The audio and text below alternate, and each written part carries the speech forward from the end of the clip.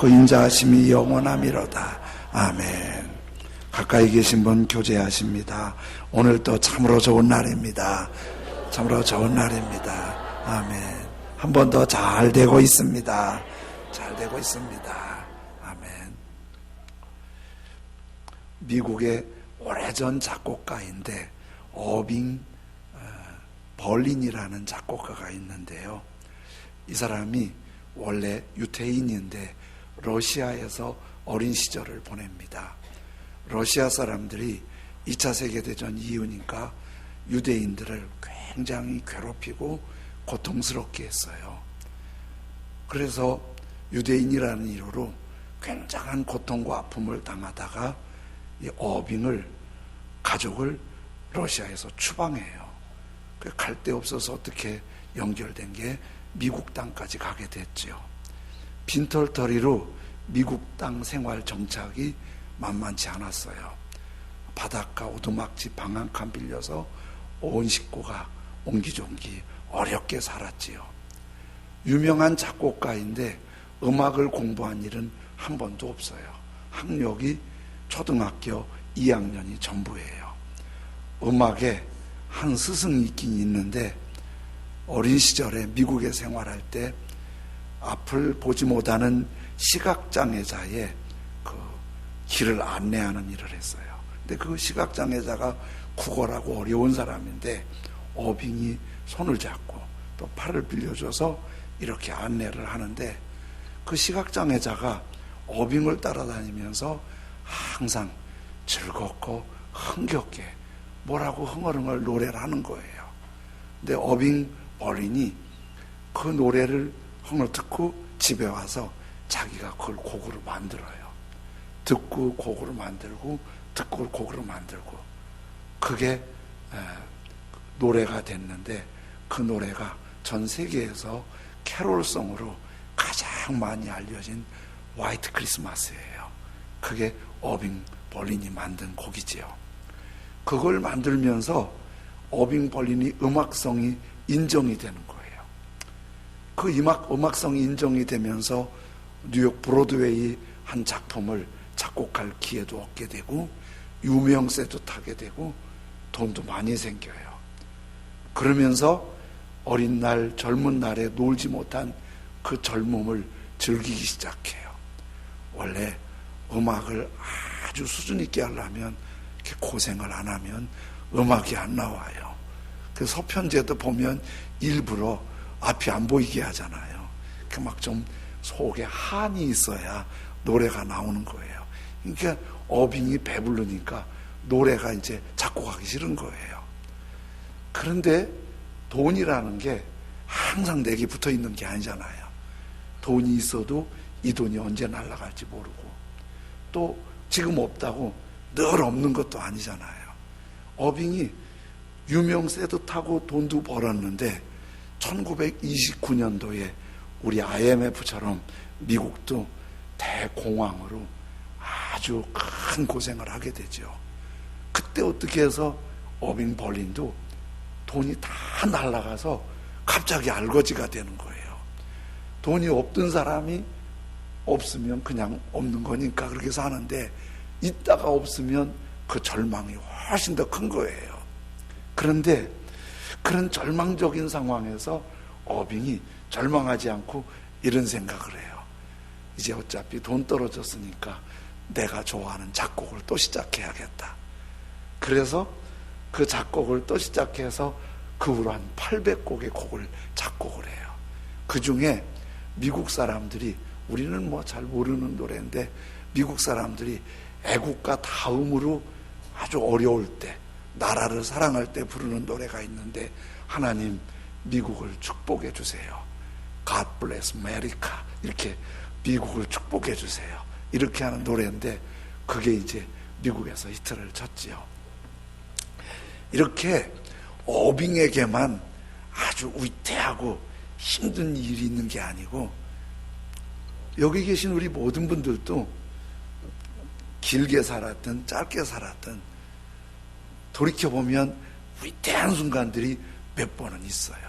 아주 생각만 해도 끔찍하고 몸서리가 쳐지는 그런 아주 끔찍한 일들이 있을 수 있지요. 그런 일들이 다 있을 수 있는데, 지난 주간에도 한 연예인이 극단적인 선택에 대해서 뉴스에 보도됐잖아요. 그 왜 그랬을까? 이제 이런 여러 가지 얘기가 있지만, 그 사람 입장에 들어가서 보면 25살 어린 나이에 얼마나 힘들었겠어요. 얼마나 힘드니까 그렇겠어요. 얼마나 고통스러우니까 그렇겠어요. 그런 절망적인 그런 상황들이 있을 수 있는 거지요. 그런데 시편 107편에서는 그런 아주 어렵고 절망적일 때 어떻게 하면 좋은지 이런 말씀을 해주세요. 107편은 앞에 105편, 106편과 함께 누가 썼는지 잘 몰라요. 시편의 저자를 모르는 작자미상이에요. 그런데 언제쯤 썼을 거라는 건 추측이 돼요. 왜냐하면 이스라엘 역사를 언급한 시인데 105편, 106편, 107편에 가나안 정복 시대도 언급했어요. 그리고 출애굽 시대도 언급했어요. 그리고 바벨론 포로로 잡혀갈 때도 언급했어요. 그러면 바벨론 포로 생활이나 포로 이후에 민족의 회복을 간절히 기다리는 기도의 시를 쓴 게 107편일 거다, 이렇게 봐요. 그런데 105편하고 106편하고 107편은 좀 다른 게, 107편은 이렇게 주고받는 노래였을 것 같다, 그런 거예요. 우리 다 같이 흥겹게 개지나 징징다네 이렇게 하잖아요. 그러니까 이제 앞에서 누가 인도하면 같이 이렇게 추임새와 함께 노래를 부르는데, 이게 왜 그러냐면 원래 시편은 1편부터 150편 전부가 노래예요. 우리처럼 악보는 없지만은 히브리 사람들은 액센트가 36개예요. 좀 높은 음, 덜 높은 음, 보통 음, 저음, 낮은 저음 이렇게 있고, 거기에 또 그 길고 짧은 것도 있어서, 그러니까 히브리 사람들이, 이스라엘 사람들이 시편을 읽으면 우리 이런 느낌이에요. 정살리 벽계 이렇게 나오듯이 그 사람들은 그 구수한 히브리어의 감각으로 액센트를 넣으면 아주 감동이 되고 그런다고 그래요.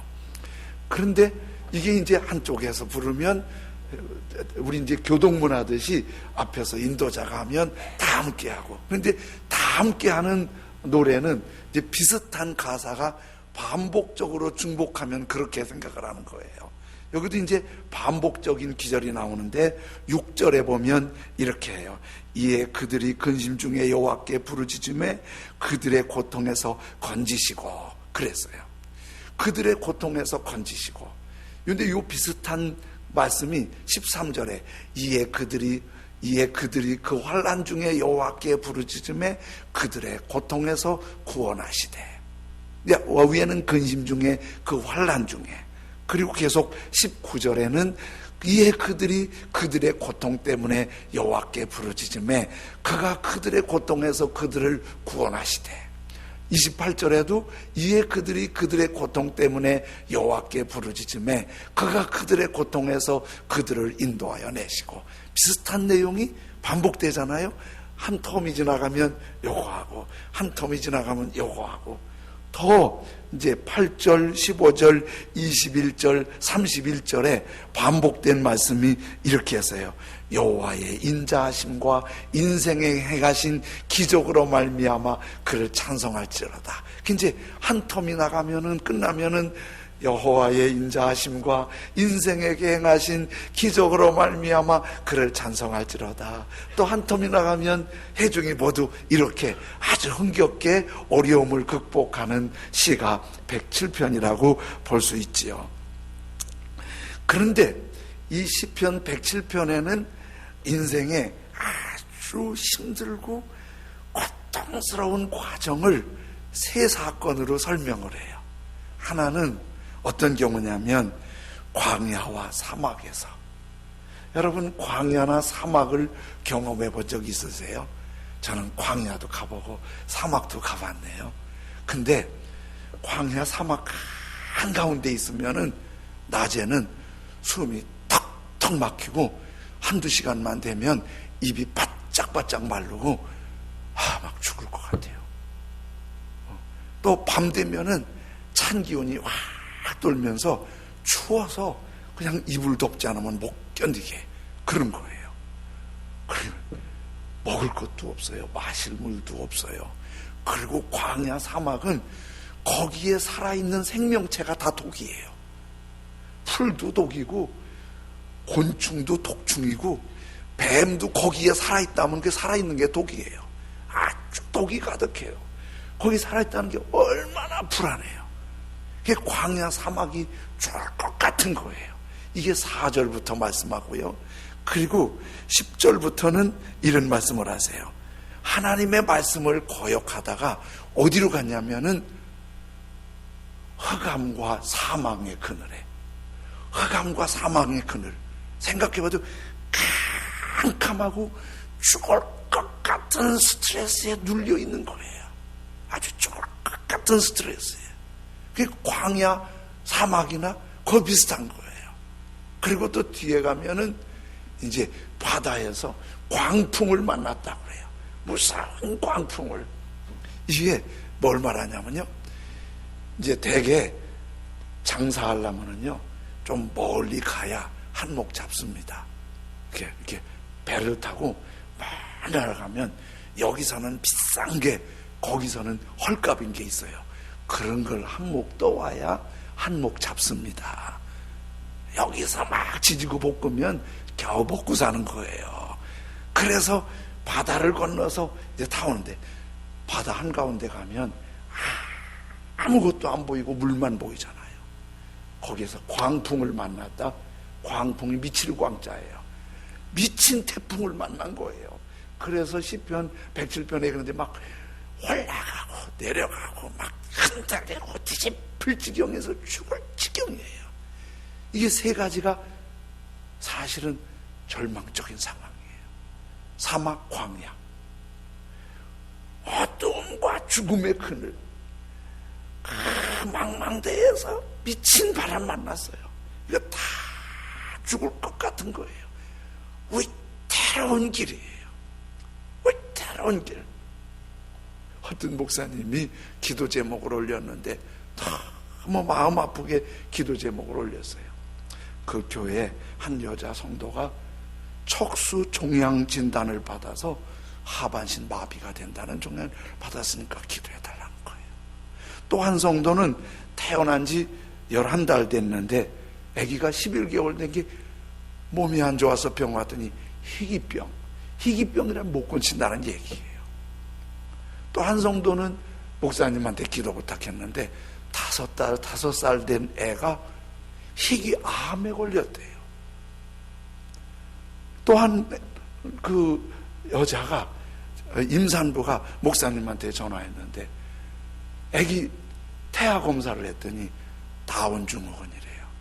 이게 다운 증후군 이제 보통 생각을 잘 안 하니까 모르는데 요즘에는 뱃속에 있는 애기가 다운 증후군인지 판정이 돼요. 그거 알고 나면요 참 힘들어요. 그걸 할 수도 없고 그렇다고 안 할 수도 없고, 이런 얘기들을 목사님한테 기도 부탁을 한 거예요. 목사님도 너무 무거워서 실험하며 기도하는데 그 엄마, 그 가족, 그 본인은 얼마나 힘들겠어요. 그런데 이런 얘기는 멀리 그런 사람들 얘기고 나는 그런 거 없어 이렇게 말할 사람 아무도 없잖아요. 저도 쭉 지내보면은 몇 번 정말 위기의 순간, 어둠과 죽음의 그늘 같은 때가 몇 번 통과했어요. 정말 힘들었던 때.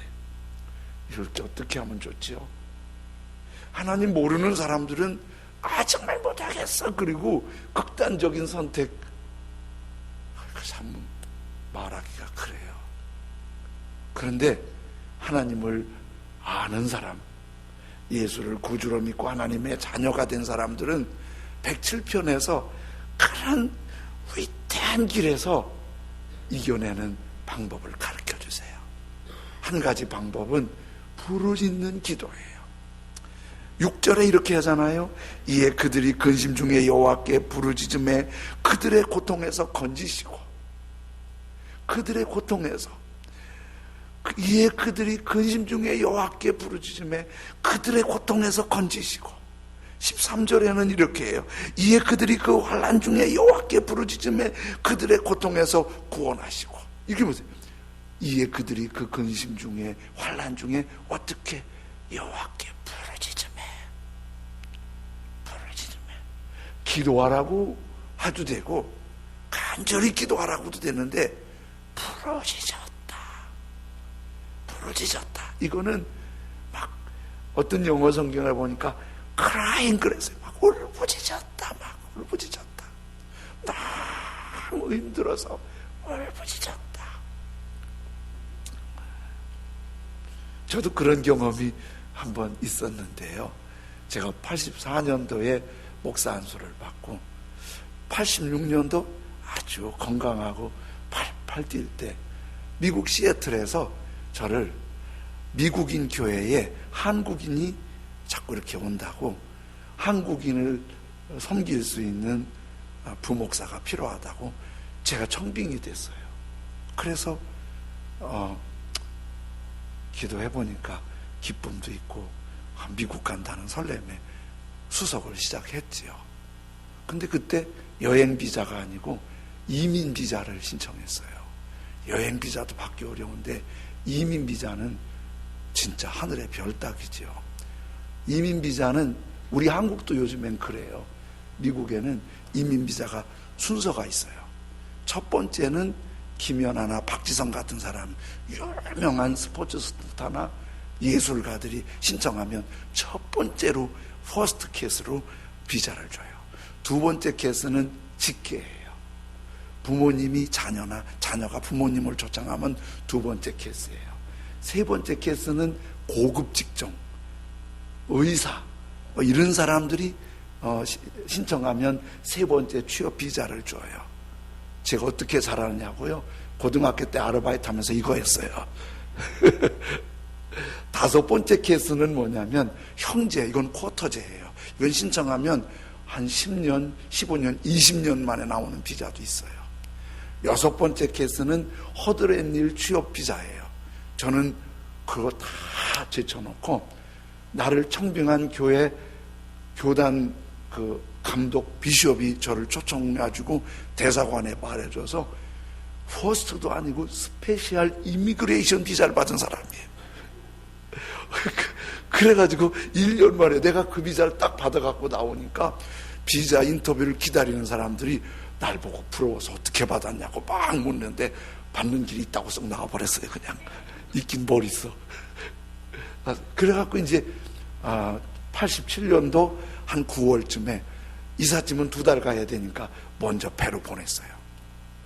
근데 배를 보내놓고 이제 비행기 컨펌해서 이제 가려고 준비를 하고 있는데 나를 초청한 목사님이 50대 중반인데 목욕하다 뇌출혈로 돌아가셨어요.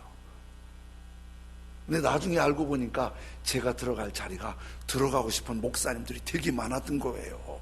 근데 난 가보지도 못했는데 그분이 돌아가시니까 막 나를 나쁘게 말해갖고 제가 그래서 거기서 나쁜 사람이 돼버렸어요. 그래갖고 그 나를 추천해준 비숍 감독이 한국 대사관에 전화해서 나 리젝터 반송시키라고 비자. 그 대사관에서 연락이 왔어요. 비자 반송됐다고. 이삿짐 가는데 300만 원. 또 와야잖아요. 안 오면 그나마도 없으니까. 오는데 300만 원, 600만 원. 우리 그때가 전세가 900만 원이었어요. 그것도 내가 돈이 없어서 사모님이 시집 올 때 돈 갖고 온 거예요. 그러니까 수속하는데 한 400만 원, 돈 1000만 원 빚까지 져갖고 완전히 알거지가 된 거예요. 집도 없어요. 그때 윤요셉 전사가 태어나기 전이에요. 그러니까 갈 집이 없잖아요. 그러니까 사모님이 윤요한 집사, 우리 트레이시 선교사 데리고 목사님 뒷방에서 살고, 거기 너무 좁아서 나 들어갈 수 없고 예배당 기도실에서 새우잠 자고, 그게 언제까지 가야 될지도 모르는 거예요. 갈 데가 없고. 짐 다 붙여놨는데 겨울은 오는데 겨울옷 다 보냈어요. 옷도 없어요. 밥도 제대로 못 먹겠어요. 진짜 미치겠대요. 그래서 기도실에 앉아서 누워있으면 잠자고 일어나면 기도하고 막 그러는데 뭐라고 기도를 해야 될지 모르겠다고. 그래도 미국 가게 해주세요 이렇게 할 수도 없고, 이제 기자 끝장났는데 짐 달라고 기도해야 될지 옷 달라고 기도해야 될지 뭘 어떻게 해야 될지 모르겠어요. 그래서 기도하려고 엎드리면 무릎 꿇으면 계속 여호와께 부르짖으며 이거밖에 없어. 주여, 졸면서도 주여, 눈 떠도 주여. 그리고 교회에서 기도하다가 답답해갖고 저 고속도로변에 가면은 만남의 광장 바로 옆에 그 청계산 기도원이 있었거든요. 거기에 가갖고 애매한 상수리 나무만 발로 차면서 하나님한테 원망했어요. 하나님, 사람 망신시켜도 유분수지. 처음부터 수속을 말게 하든지 수속을 하면은 보내주든지 인사까지 다 해놨는데 그 다음 내가 인사하고 다니잖아요. 언제 왔어? 정말 죽겠더라고요 진짜. 그래서 어떤 분이 방 한 칸 빌려줘서 한 6개월 어떻게 살고 어떻게 했는데 그때 부르시자 기도했는데 아무 응답 없는데 하나 응답 줬어요. 봉천동에 그만 살고 시흥시로 가라. 그래서 제가 미국보다 더 좋은 시흥시에서 이렇게 살게 됐어요. 얼마나 감사해요. 미국보다 더 좋잖아요. 그치요? 감사합니다. 그래서 시편에서 이렇게 말씀해 주시는 거예요. 107편 6절 7절에 이렇게 말씀하세요. 이에 그들이 근심 중에 여호와께 부르짖음에 그들의 고통에서 건지시고, 또 빨간 것이 같이 보시겠어요? 바른 길로 인도하사 거주할 성읍에 이르게 하셨도다. 저한테 그렇게 하셨죠? 바른 길로 인도하사 거주할 성읍에 이르게 하셨도다. 제가 시흥시가 미국이 좋다는 말이 여러분 공감이 되세요? 제가 지난번에 미국 총회 갔더니 미국에서 목회하는 목사님들이 한국에서 목회하는 윤 목사를 너무 부러워하는 거 있지요. 그러니까 시흥이 미국보다 좋은 거지요. 거주할 성읍에 이르게 하셨고 바르게 인도하셨도다. 14절하고 16절에는 이렇게 말씀하고 있어요. 흑암과 사망의 그늘에서 인도하여 내시고 어둠과 죽음의 그늘에서 인도하여 내시고 그들의 얼거맨 줄을 끊으셨도다. 밑에 두 줄은 같이 읽어보시죠. 그가 논문을 깨뜨리시며 세빗장을 꺾으셨음이로다. 여러분, 여러분을 꼭 묶고 있는 거 부르짖어 기도하면 끊어내고 부숴버릴 줄로 믿습니다. 계속 28절 29절에는 이렇게 말씀하세요. 이에 그들이 그들의 고통 때문에 여호와께 부르짖음에 그가 그들의 고통에서, 빨간 것이 같이 읽겠습니다. 그들을 인도하여 내시고 광풍을 고요하게 하사 물결도 잔잔하게 하시는도다. 우리가 위태한 길이 있을 때, 너무 힘들 때, 못 견딜 것 같을 때 막 주님을 부르면서 부르짖어 기도하면 그 당시는 지치고 힘들고 앞이 캄캄한 것 같아도 우리를 한 걸음 한 걸음 인도해 주실 줄로 믿습니다. 미친 바람 광풍을 고요하게 해주세요. 그리고 물결도 잔잔하게 하시고 가장 좋은 곳으로 인도해 주세요. 근데 정말 아쉬움은 오늘 이 기도가 메마른 거예요. 오늘 기도가 메말라요. 일을 해결하려고는 그렇게 뛰어다니고 이득을 올리려고 다 애쓰고 사람을 만나고 방법을 찾고 그러는데 이렇게 부르짖어 기도하는 일에는 너무 메말랐어요. 어제 동부증권 사장님을 만났는데 그 사장님이 그런 말씀하세요. 참 믿음이 신실하세요. 그 높은 자리에 있으니까 경쟁자도 많대요.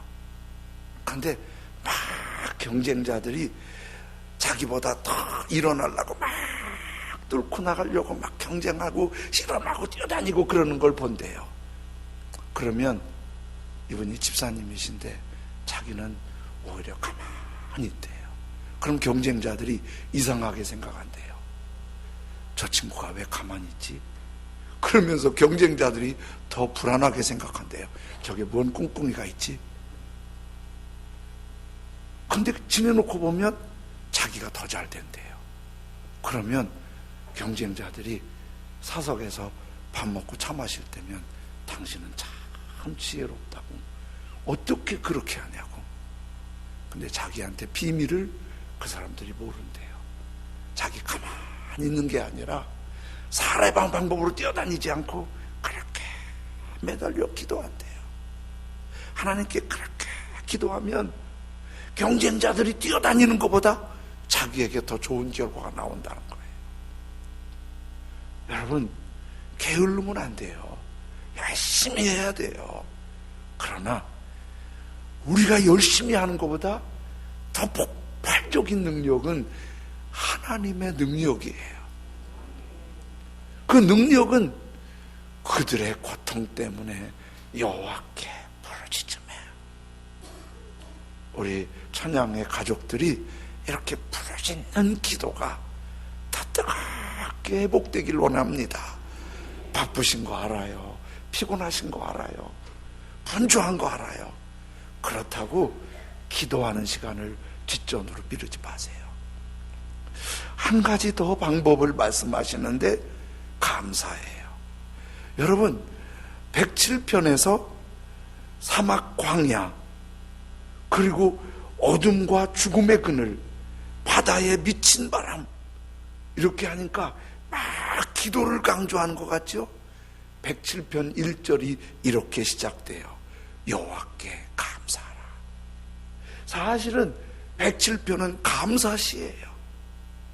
그런 어려움이 있지만은 위태한 길에서, 내가 지금 위태한 길에 있지만은 그건 하나님은 선하시며 인자하시고 사랑이 많으시기, 그 사랑이 영원하기 때문에 어려움 중에서 감사하라는 거예요. 한 분이 음악회에 참석했는데 그 음악회에 소록도에 생활하시는 나 환자들이, 치료받은 나 환자들이 와서 특송을 하더래요.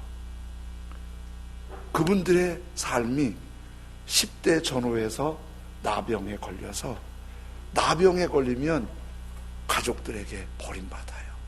다른 병은 병에 걸리면 가족들이 어떻게 같이 신음해서 고쳐주려고 그러는데 나병은 전염성이 있기 때문에 일단 가족들이 나가주기를 원하고 나가야 돼요. 그래서 가족들에게 버림받았어요. 30대 전후에서 나병의 합병증이 다 시력을, 눈이 골아서 다 빠져 상했어요. 그리고 70대 되신 분들이 그래도 나병 치료받았지만 시각장애와 불편한 몸으로 건강한 사람들 앞에 찬양하러 나오신 거예요. 그러면서 찬양 전에 자신들이 이렇게 해요. 우리가 이렇게 나온 것은 하나님의 은혜가 너무너무 감사해서 감사한 마음을 표현하려고 나왔습니다. 보면은 거기 앉아있는 음악회에 참석한 사람들, 그 찬양 집회에 참석한 사람들보다 가장 힘들어요. 앞도 보이잖아요. 몸도 망가졌어요. 평생 안 맺힌 삶을 살았어요. 그런데 너무너무 감사해서 이렇게 나왔습니다. 우리처럼 사람들이 보기에 혐오감을 느끼는 이 불편한 사람은 하나님이 버리지 않고 예수님 믿어 이 아픔 때문에 구원받은 거 생각하니 얼마나 감사해요. 하나님의 자녀가 되고 천국의 소망을 갖고 사는 게 얼마나 감사한지. 이거를 립 서비스가 아니에요. 보이지 않는 눈에 눈물을 글렁거리면서 감사를 고백하는 거예요.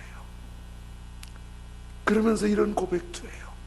제가 은혜 받고 나니까 그렇게 원망했던 우리 가족들, 그거 회개합니다. 가족들 원망한 거 회개합니다.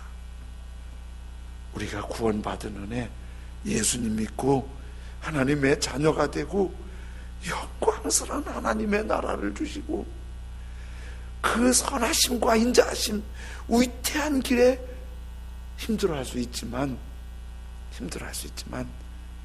하나님의 선하심과 인자하심은 우리를 합력하여 가장 복된 길로 인도하시는 줄로 믿습니다.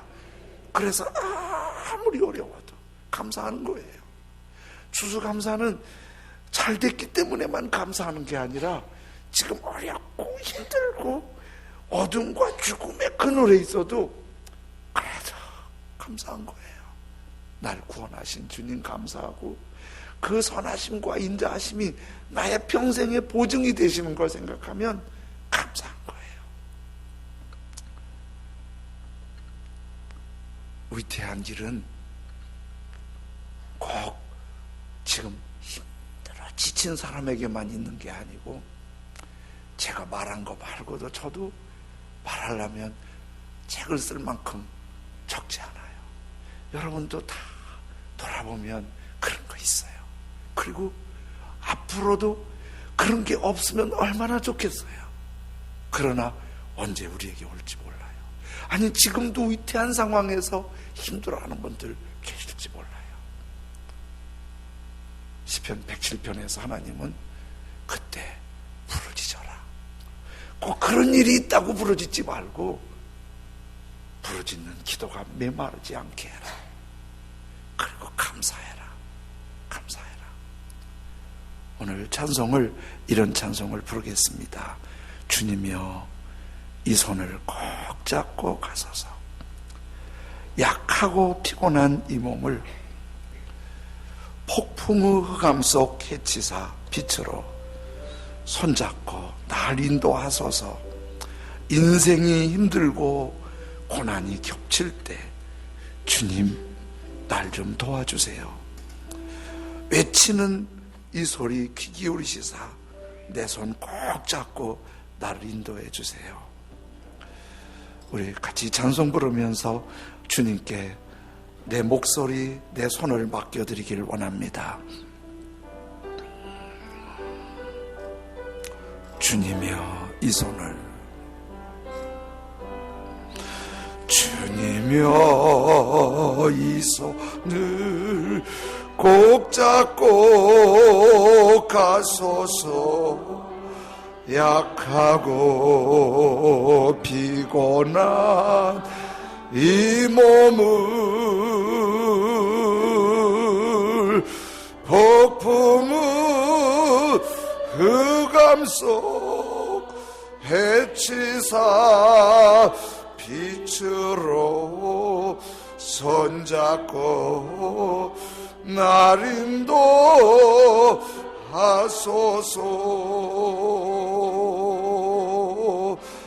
인생이 힘들고 고난이 겹칠 때 주님이여 날 도와주소서.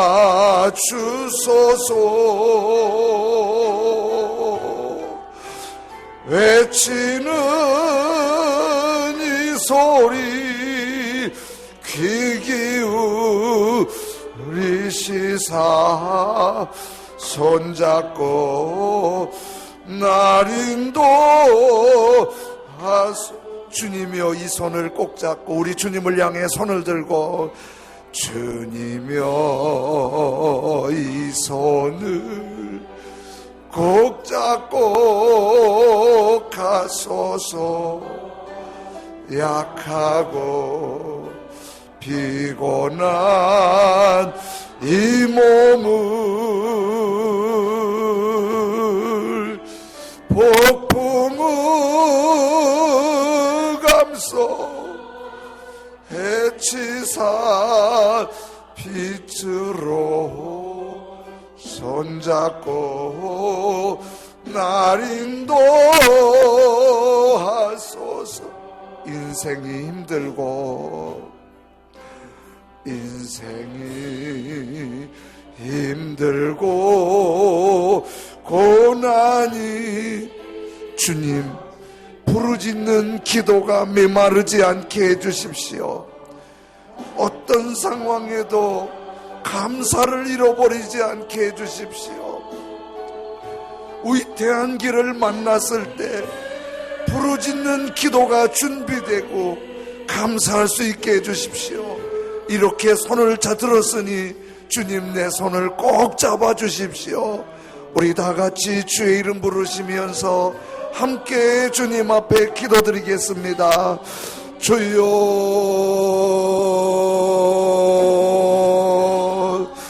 주여